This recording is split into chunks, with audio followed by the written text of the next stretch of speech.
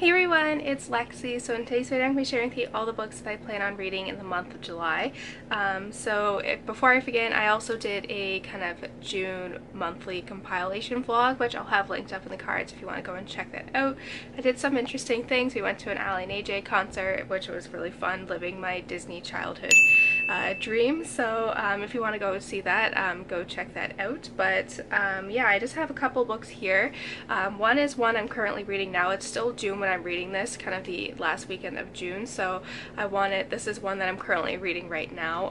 But other than that, these two have been on my shelf for a while, and one is the Tales and Teacups book plug pick for July, which is pretty big, so I think this is a good amount. I think now that I'm back at work and I kind of figure out my routine, I think 4 books a month will be, I think, kind of my target.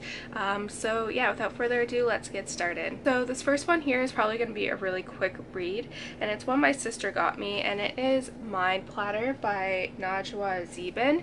And this is one that is like a poetry compilation, and my sister's really into poetry. She really likes like the Milk and Honey and like all those ones, but I've never been a big poetry reader, but she saw this one and this was my like little graduation present, and she wrote something in there, so this is one that she thought I would like, so I'm going to be picking this one up today actually, so I'm excited to see what I think. And it's not like Milk and Honey where it's like 2 or 3 words. This one actually, the poems have some substance in them, so I think this one will be an interesting, different read for me, which I'm excited. And isn't this cover just so beautiful? I think it's so pretty. I love it. It's probably one of my favorite colors.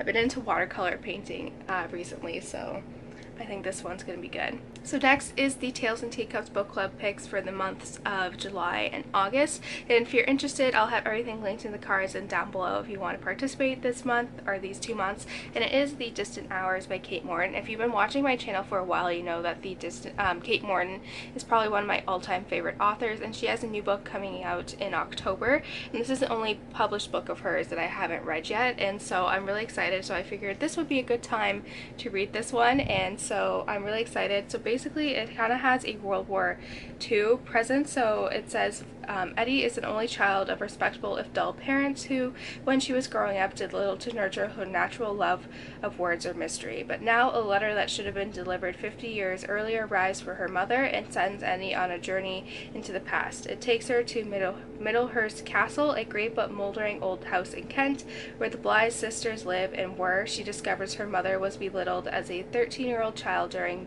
World War II.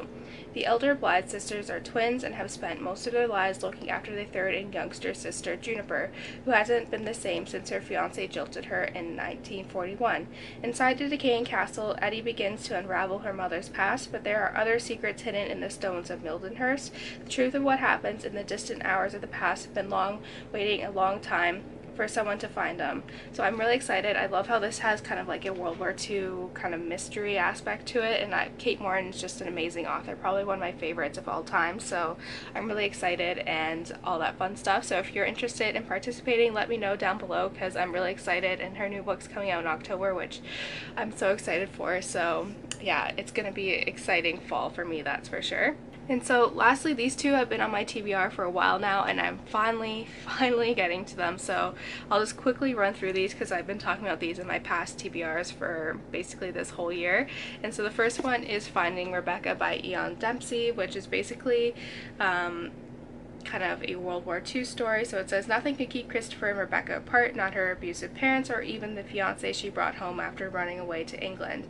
But when World War II finally strikes the island of Jersey, the Nazi invaders ship Rebecca to Europe as part of Hitler's final solution against the Jewish population. And so her fiancé kind of makes it his life goal to kind of get Rebecca back. So he's kind of joins the SS, and he gets posted at Auschwitz, where he runs into Rebecca, and it kind of goes from there. So this one is actually a very short book. It's just over 300 pages, like barely. So I haven't read a World War II historical fiction in a while, it seems like, so I'm really excited to pick this one up again. It's been on my shelf for a while, so I'm just trying to get to the end of it. And lastly, this is another historical fiction one, and it was Once We Were Brothers by Ronald H. Balson, which is another historical fiction, like World War II based one.